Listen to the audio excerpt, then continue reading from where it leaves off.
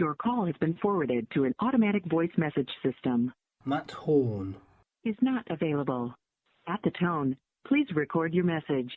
When you have finished recording, you may hang up or press 1 for more options.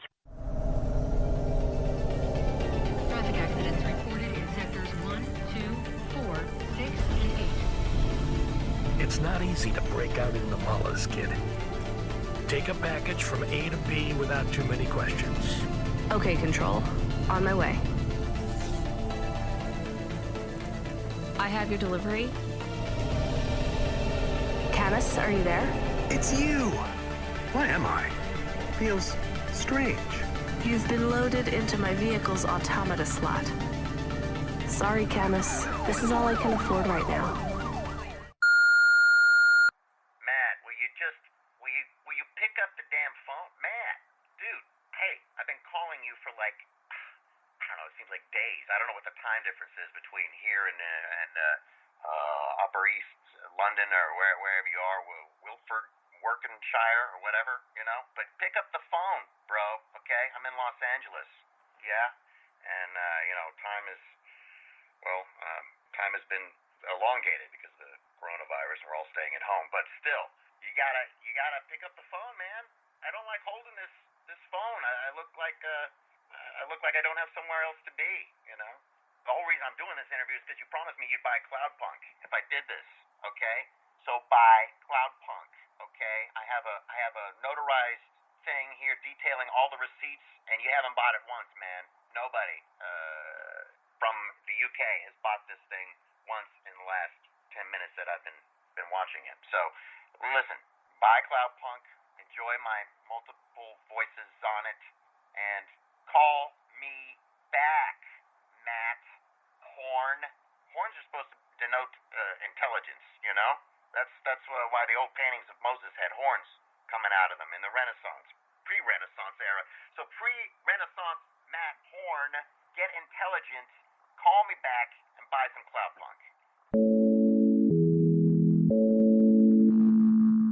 So on the line we have Beau Marie talking to us from where are you talking to us from, Beau? Los Angeles, California. Is it in lockdown? Yeah. What are we, number 1 on fatalities or something? Fatalities. I don't know how many coronavirus things we got, but it's crazy, man. It's crazy. Yeah. So obviously I need to sort of slightly update them because this is obviously an ongoing thing for the whole year. Usually I do like news stories in the month. This has been like the year. One of the things I suppose we can start off with by saying is the vaccine is available now. Yeah, you guys were ahead of us too. The first person who got the vaccine was a 91-year-old woman. Right. Which is amazing, you know. You couldn't have picked a better first person to just symbolize the stalwart Churchillian nature of the British resilience and response to the outbreak. But the number 2 person had a cool name. What was that? William Shakespeare. That was it. Yeah, that's a pretty cool name. You know, there was a conversation that was like, oh, come on, you got to put William Shakespeare first. No, I think a 91-year-old. No, dude, it's William Shakespeare.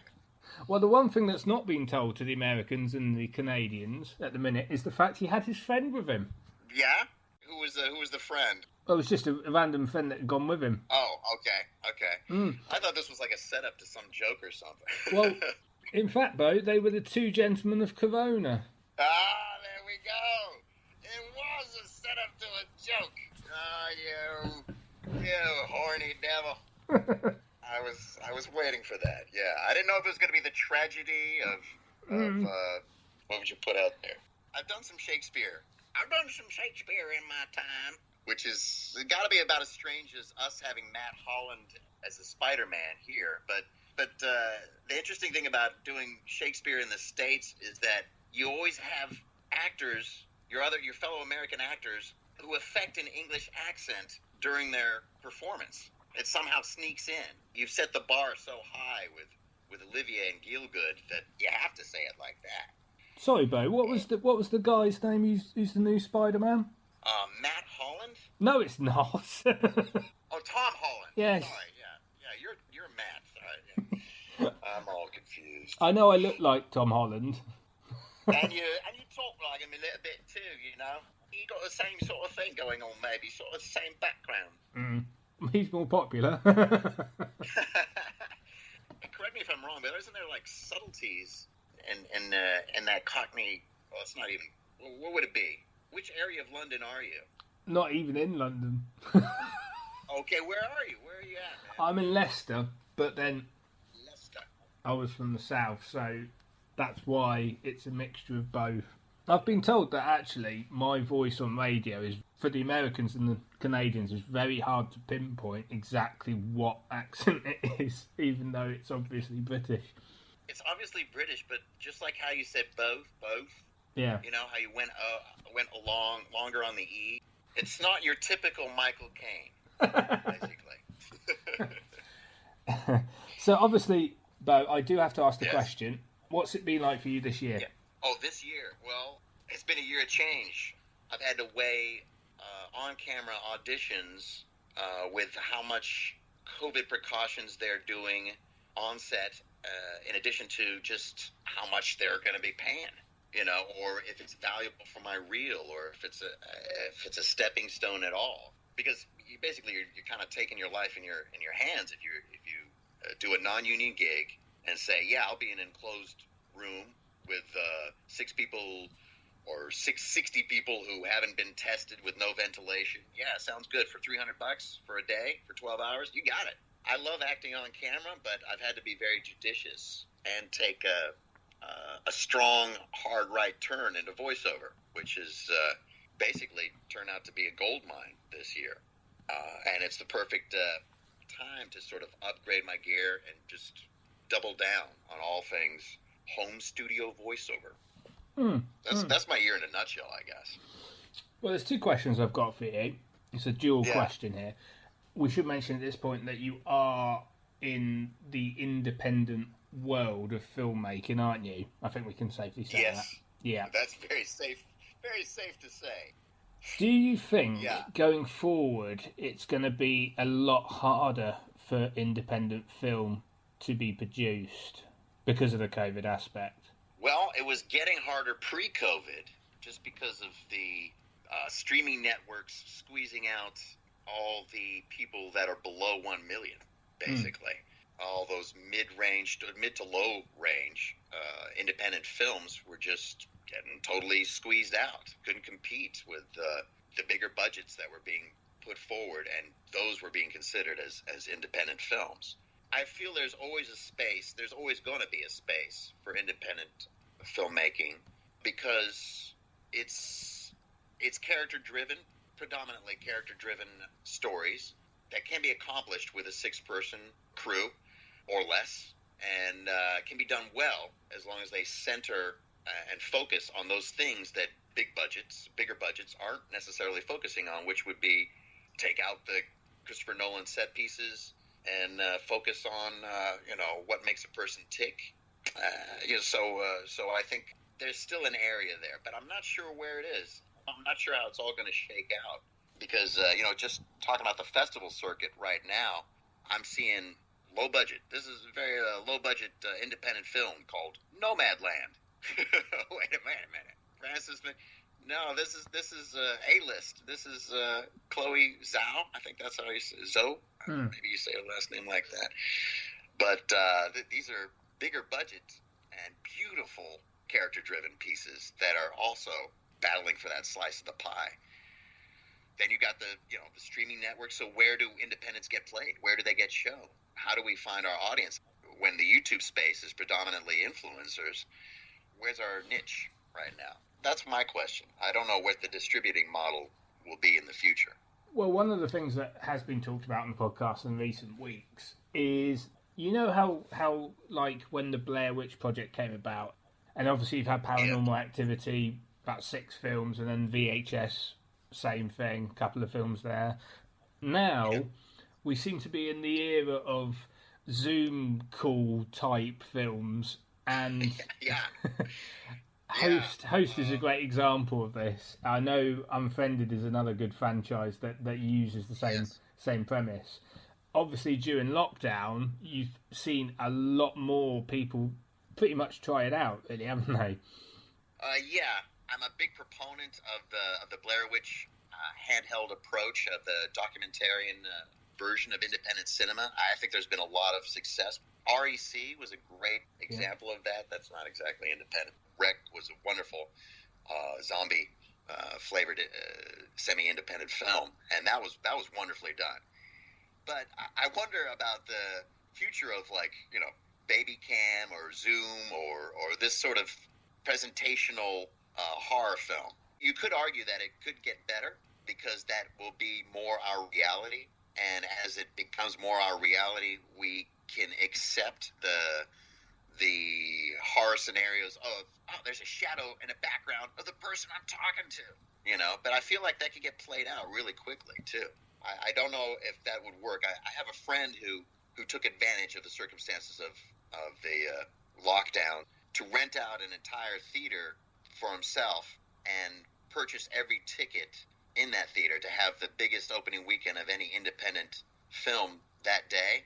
So he got top of iTunes list, and his stunt actually got a lot of press, you know. So he took advantage of these circumstances, and I think that's what all good independent filmmakers will have to either adapt or die, you know, to these new circumstances.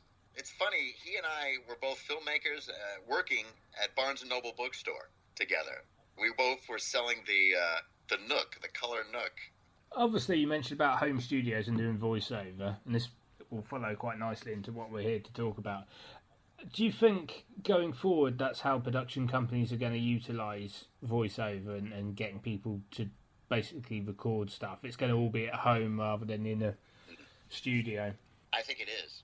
Pre-COVID, the trend was there, as are a lot of these trends towards digitalization or Instacart, grocery pickups. All these trends were there pre-corona, but I feel like it's just sort of sped everything along, and the norm will eventually become people doing fantastic home studio recordings, you know. I still love going in a booth at a studio, you know. I still prefer that for, like, multiple voice recordings, you know, voices if you're interacting with another actor in an animation or video game, or if you have a really unique scenario where the director wants to be hands-on or this kind of thing. I still see the facility for a facility, the need for a facility, you know. But I definitely think that home studios are on the rise to such a degree that if a client really wants you, I've seen auditions where they say, don't worry about the gear and don't worry about the audio quality because we will send you a kit. It's called a something kit that you just set up, you know, like a top-of-the-line mic, top-of-the-line little booth, and you get your own home studio. I think that's the future, man, yeah. I mean, technically, if we're going to be interesting and combine the two ideas together, has anyone even thought about doing a quarantine horror radio drama? Oh, yeah. That's what we did for this radio drama called The Great Wizarding War, which was a Harry Potter inspired take on the prehistory before the series. Totally, unauthorized fan pick. That started with all of us recording at a great studio called Sphere Studios, where all your favorite recording artists have recorded there, from Bowie, Crosby, Stills, and everybody's recorded there. But they have a great multi-voice recording sound studio area, fantastic engineers and everything like that. Once the lockdown happened, though, we still had 2-3 episodes to go, so we've been doing it all remotely through Skype video call to sort of get the other actors' intonation and be in the moment and play off of what they're doing for our character. I play Voldemort, which is great for me to play bad guys. I love playing bad guys. And I get to play also, a doddering old father, so I get to do this voice. It's all got the English accent, so you'd love it. You'd love it, man. I thought that this sounded oddly familiar. Just for clarification, Is it true that it's Yeah. connected to the short film that they did in like 2016 for Yes. Severus Snape and the Marauders? Yeah, it totally is. The same director did that film, yeah. Yep. So, Garrett Schwackhauser has been on the podcast. No way. Yeah.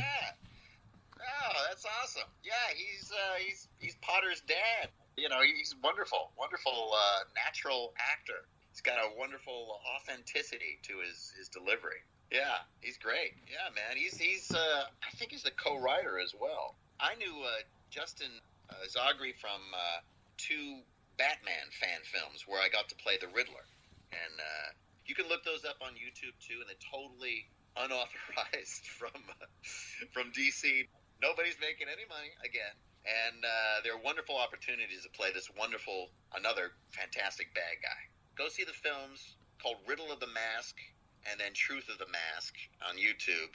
It's also got Huntress in it, played by DJ Rap, who's this great, fantastic British rap artist. Maybe the first female DJ, I think, is her claim to fame. She's a fantastic actress, too. Well, the reason why we've got you here... Yeah, I'm going off. The reason why we've got you here is to talk about Cloudpunk. Yeah. Let's talk Cloudpunk. Did you buy it yet, Matt? I did buy it. All right, then. Jeez. Waiting all this time. I've been watching the leaderboards, trying to figure out if you bought it. The thing, obviously, I do have to start off with is the fact that I know the fans are enjoying it. That's fine. Yeah. Obviously, there were comparisons made to another game that had punk in the title. Cyberpunk 2077 is a completely different conversation for another podcast. But I want to defend CD Projekt Red now by saying that obviously they are aware of what's happened. They know what needs to be done, and if they're going to patch it to a standard that the gamer will accept, good on them. That's what I say. They will too. You know, given their backstory with Witcher patches, they're going to come out with a wonderful, better, brighter version. The patches are going to do wonders for all the glitches and bugs that are out now for the current gens. Well, I mean, the PC version is actually running still great, you know. So if you want to look at what it's going to look like in 6 months, just take a look at the PC version now. Cloudpunk, it's story-based, you explore a bit, you play as a delivery person, I think we can say that. I'm a big Blade Runner head, you know. I love both the films, and the fantastic atmosphere was something I had always wished for in a Blade Runner game, and they never quite got there way back in the, early 90s when they had that awful CD Blade Runner game. That didn't get it. They didn't get it with the Blade Runner VR game that came out before the 2049 sequel. But this game, I feel, gets that moody atmosphere that you just want to live in, you know. I just want to just see all the different nooks and crannies, meet all the crazy people, you know, that are trying to get by in a corporate-driven society. Now, I'm going to stop you there, Beau. I'm a 90s historian, Beau. Put it that way. I'm a 90s historian, right? I want to know what your beef is with the Blade Runner CD game. I'm not dissing it totally, but if I remember right, he's a Blade Runner going on a very similar mission. Isn't it just point and click with a couple of dialogue trees? Am I right? Yes. It's games like Blade Runner that would have probably been the thing that these developers who made Cloudpunk actually probably played. You know, there were definite things that they could take from that, you know, especially the environmental exploration that goes down. However, the thing about Cloudpunk is, well, it's the camera, basically. You are above and behind your main character as she lands, as she explores, as she drives, as she navigates, as she does her activities and challenges. But if I remember right, with the Blade Runner game, weren't they like static cutscenes? It's like fixed camera cutscenes, kind of like Myst. I always wanted in a Blade Runner game to be immersed because it was the mood of the film that really was the selling point. The Ridley Scott lighting, the fantastic shadows, and just the dense quality of the over-commercialized landscape was something I wanted to explore, which that other video game does too. But for different purposes, I feel like Cloudpunk is lower key and a little bit a bit slower paced, and favors more in-depth exploration than the other Punk. So what was production of the game like for you? Well, it was pretty easy, actually. I auditioned for everything I could on that game, and there were so many parts because it's such a pluralistic game, I guess you could say. It just had a ton of roles. I wanted to be every one of them. So I auditioned for as much as I could, and the director said, well, just these parts, because we really want vocal extremities to come across. So the Hova salesman and Rubric, the sort of darker flavored half cyborg villain who is not on anybody's side and has a sort of fatalistic look at how diseases impact society. Are there any funny anecdotes you can share about the production of the game?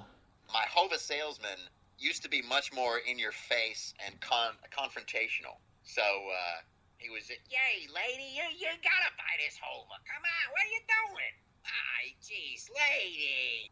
I even improvised some stuff, but it was way over the top. And director was kind enough to pull me back into a real scenario,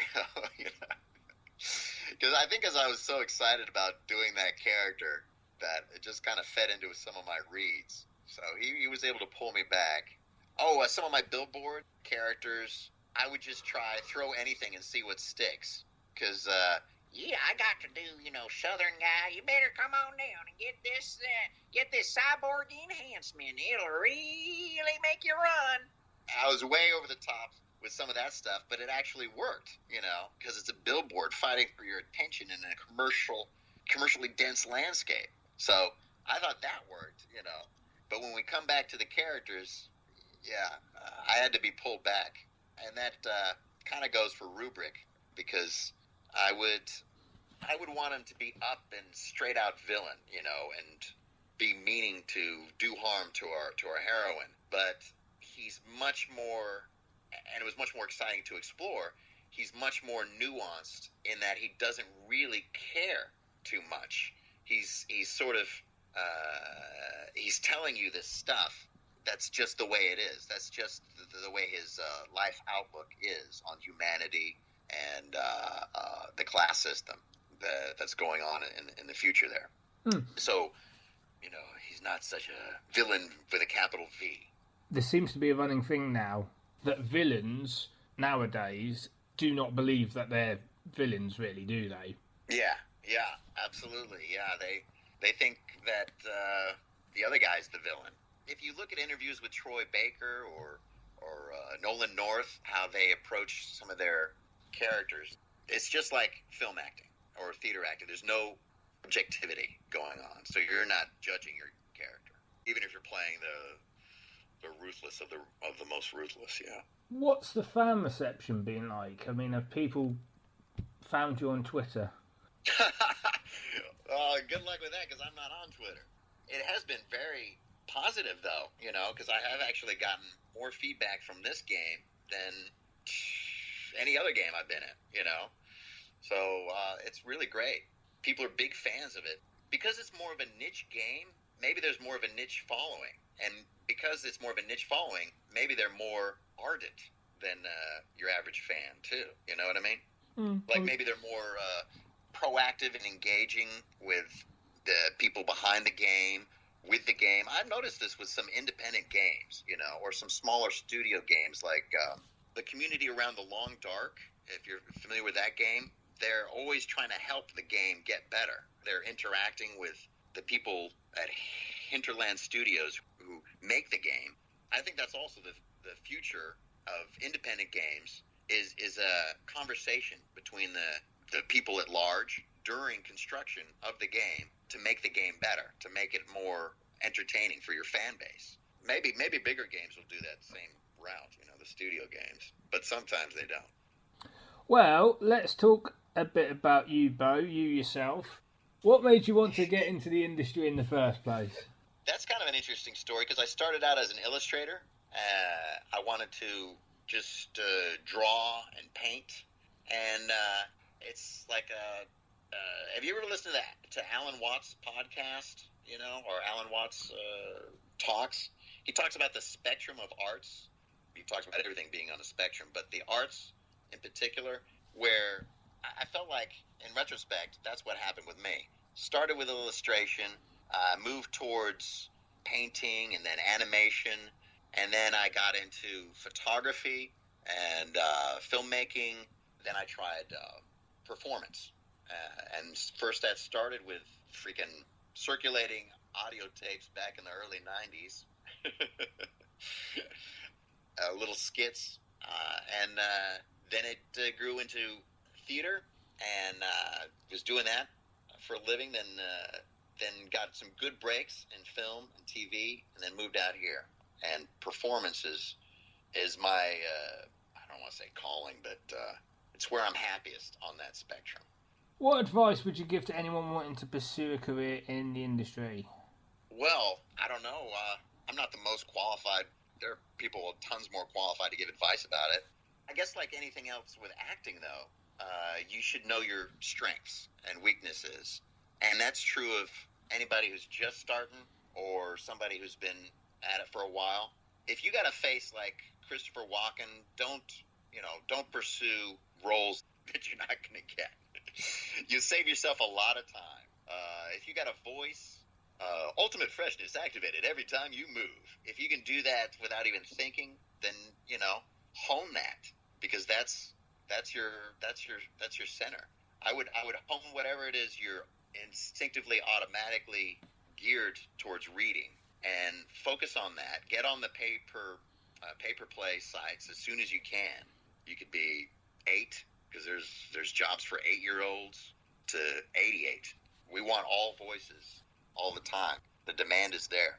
And just use whatever you got, your phone, and then reinvest in your career as soon as you can. So your first gig you get, maybe you make $10.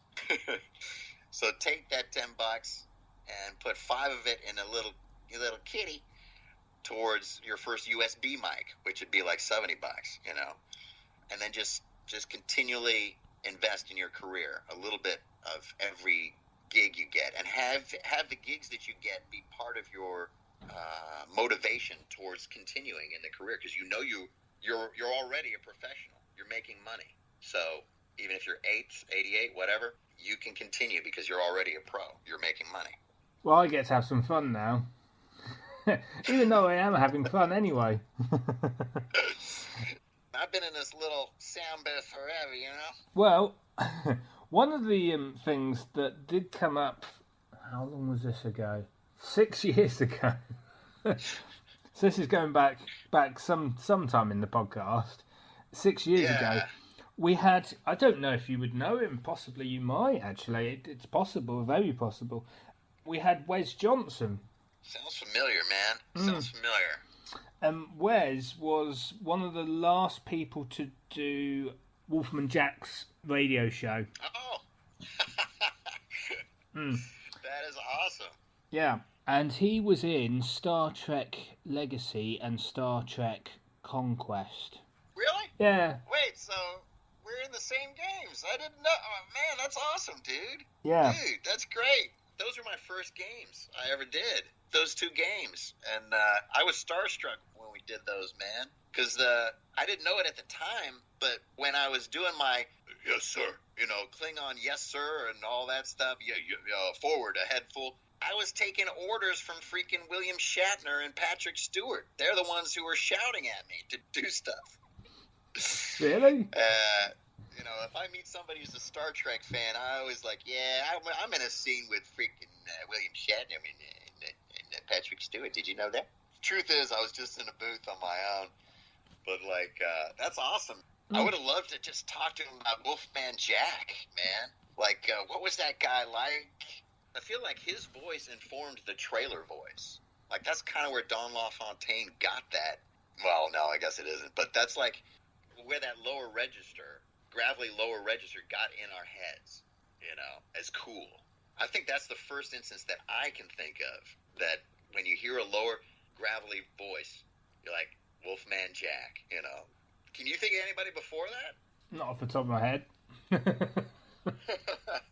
can't either, man. Wolfman Jack, Tom Waits, Don LaFontaine, man. Those guys got the market cornered. There's a new animated series where I got to do Patrick Stewart's voice for the intro. Can we please hear your impression of Patrick Stewart? I can do my Christopher Walken. Okay, go on, try that. I don't know. I could always try to be the captain of the Enterprise. The captain. I have more fun, like, taking a bad impression or whatever and playing with it a little bit to, like, just do a new character.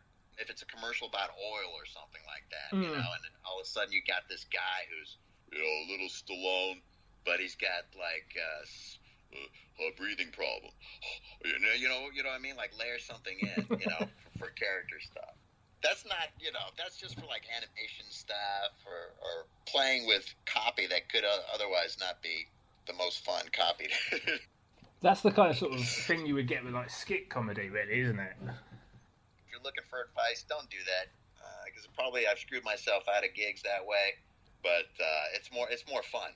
Fun reads no matter what you're doing. So if you're doing a character, and fun can mean challenging too. If you're doing a character that's interesting to you, it'll come across. But if you're doing something that's totally boring to you, that's going to come across too, and they'll never hire that guy. When I look back at all the stuff I've ever been hired at, it's been like because I was interested in the copy, I think I've got a really good example of this. I watched Galaxy Quest the other day. Yeah. And you know that bit where Alan Rickman's outside a department store and he goes, "By Grabthar's hammer. What a savings." It's just done in the most deadpan voice. I want to buy his autobiography coming out next year from a collection of letters that he used to write, He would used to write these letters, just very personal reflections on things. And it's going to be, I'm not making any money. This is a shameless plug. That's going to be a great book.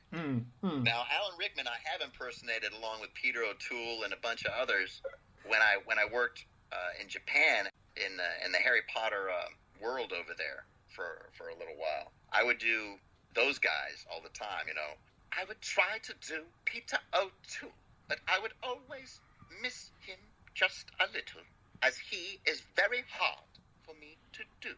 All those great guys, the Richard Benton and the, just all of them, man. Gilgood with the way he used to be, just back here. And Olivier, getting to do the pauses there. So, yeah, I would work that into my sets over there in Osaka. I don't know how many people enjoyed them, but I had fun. What about Alan Rickman? You haven't done Alan Rickman yet. I tried to do Alan Rickman. I always want to succeed. Oh, no, and that's part of it, yeah. I want to succeed when I try to do Alan Rickman, but he's very difficult. Yeah. The more I do it, the better I get. I'm not like Wes, who can probably just snap in and out. I have to, flow with it a while, you know what I mean? That's my excuse anyway. So you're not going to try and do Hans Gruber? If you can tell me something he just said, man, I can't remember. John McClane. Yeah. John McClane. Don't talk to me about John McClane. He's got this funny, over-pronunciation. Malkovich would do that whenever he got angry, He would say things like this, and Alan Rickman has that sort of thing too, except it's laid back. See, that's good. That's really good.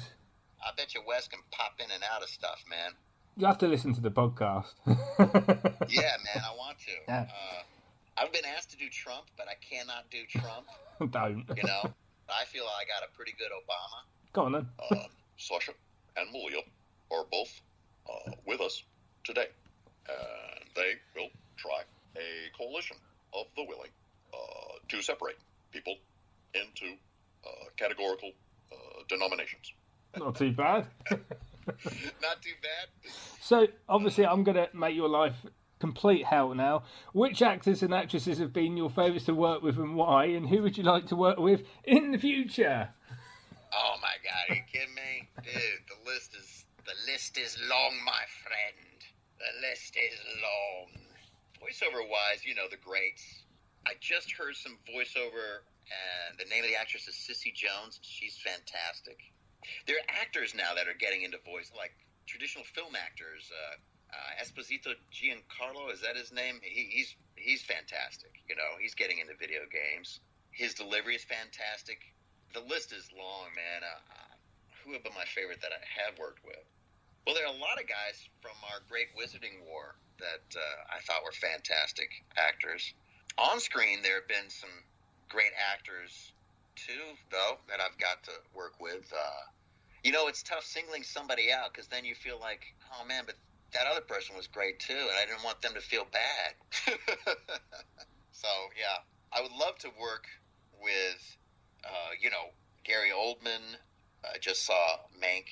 I would really love to work with Charles Dance if he was doing just voiceover, because his ability to make, and he does this in Mank too, as William Randolph Hearst, make a line sing by just having these multiple landings within the line. And English accents tend to do this, but he does it to, I mean, an incredible degree.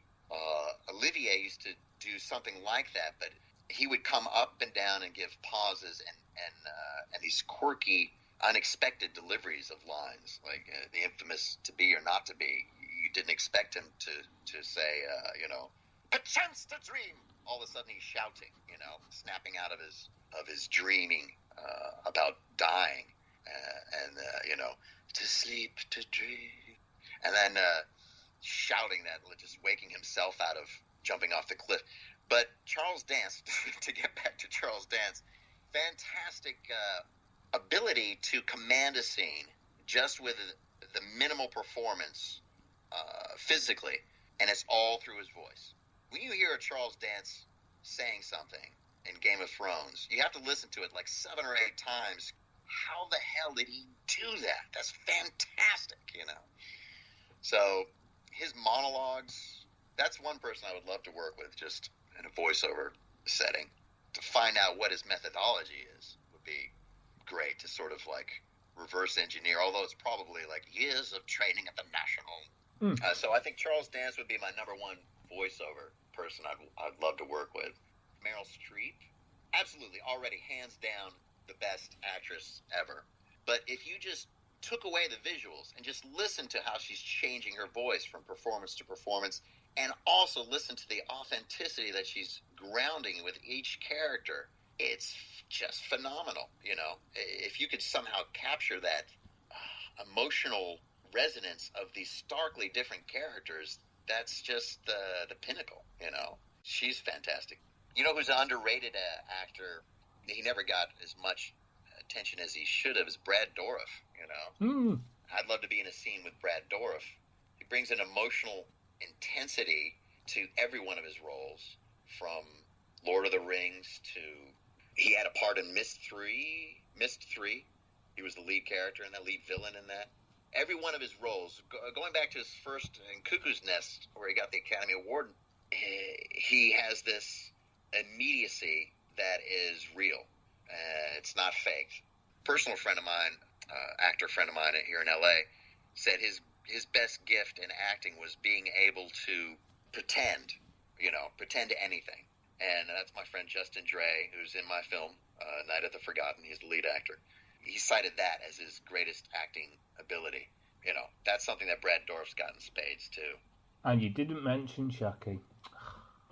Who? What? Oh, the voice of Chucky. Are you kidding? No, that's great. His performance just for the voice alone as Chucky, it's incredible, man. But I didn't mention Chucky. I didn't mention his Whoopi Goldberg movie where he played the drugged-out cocaine dealer, or the Blue Gold, or maybe your listeners, I don't know. But like, there's a ton of stuff that he's done. It's just fantastic. Everything he's done, he's never like phoned in something. He's fantastic. I'm a big Ian McKellen fan as well. I've always been a fan of Ian McKellen. He's wonderful. I love his stuff. And, yeah, I'm a big fan of most of the Brits, you know. And me. And you. Matt Horn. When you say your name, you gotta say it like that. Matt Horn. Are there any roles that you haven't done yet that you would like to do? Yeah, that's a good question. I think about that every day. You know, I've only been in a Western a couple of times, but one of my favorite roles was playing a sort of heavy character in a Western. I'd love to do another Western. I also would love to do anything that's sort of a survivalist story, you know, a procedural thriller where I'm just sort of like going through the motions of trying to make it every day. Maybe this is fed by coronavirus, but, you know, survival horror has always been my favorite genre in games, and I'd love to get behind the wheel of a character who's just, you could do this wonderful arc where he's just sort of degenerating and taking joy in little things, and that kind of character would be wonderful. Then after that, many villainous roles. You know, there's so many villainous roles I haven't played yet. I say that, you know, with the caveat that villains don't see themselves as villains, like we said earlier. But I really feel like there's a lot of wonderful territory there that's just ripe for good mining. Yeah, I'd love to get back in and do some more dastardly deeds. What about mocap, Beau? I've actually never done mocap. I got a friend who plays Dante in the what's the name of that series again? Devil May Cry. That's it. He's been like the go-to Dante for years, and he talks about mocap and how wonderful it is. But I've never done it, so I don't know, man. I would love to get into it if the opportunity presents itself.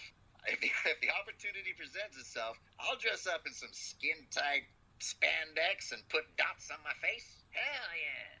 They put dots on your face and set up this camera that faces you. Then they map the dots.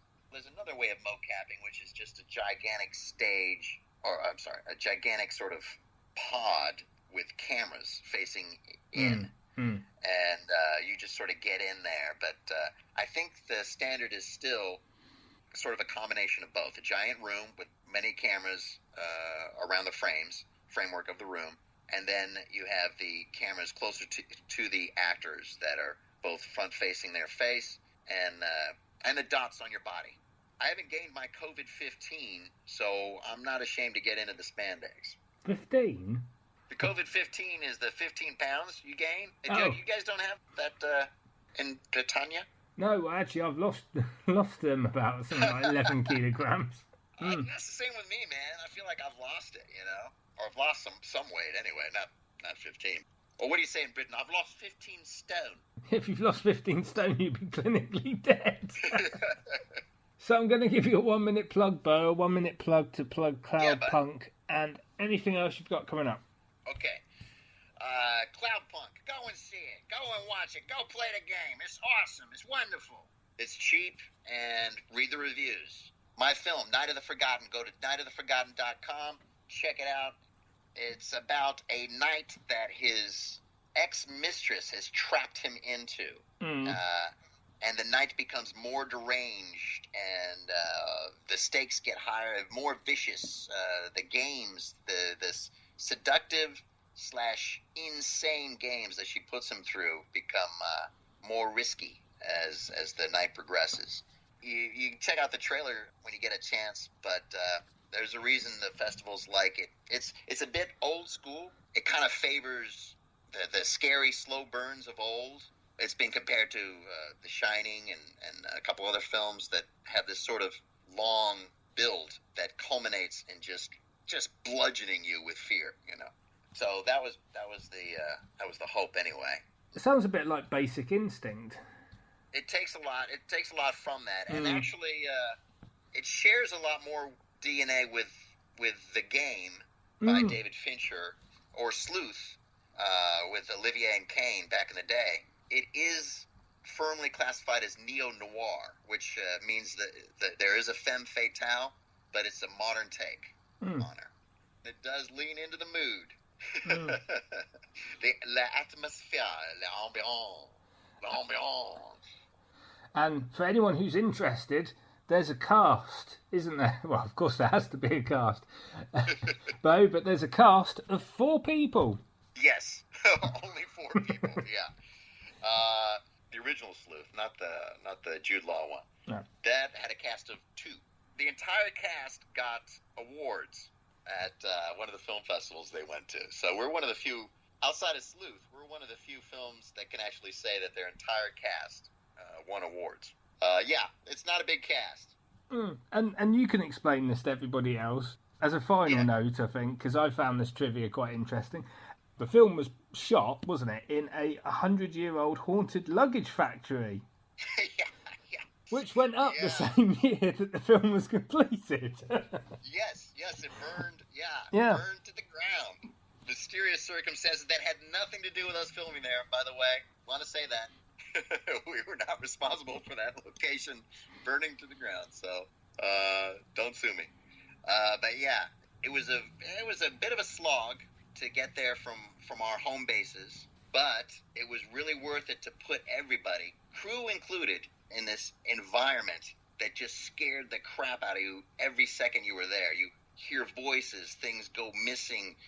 You feel a presence, you see things in the dark, that this would happen to everybody on that shoot, and all that stuff sort of added to the intensity that the actors were able to bring to bear, which especially Sarah Johnson needed to bring to her character, because she lived in this giant, hollowed out, multi-level warehouse, which she just transformed into this insane reflection of her chaotic inner life.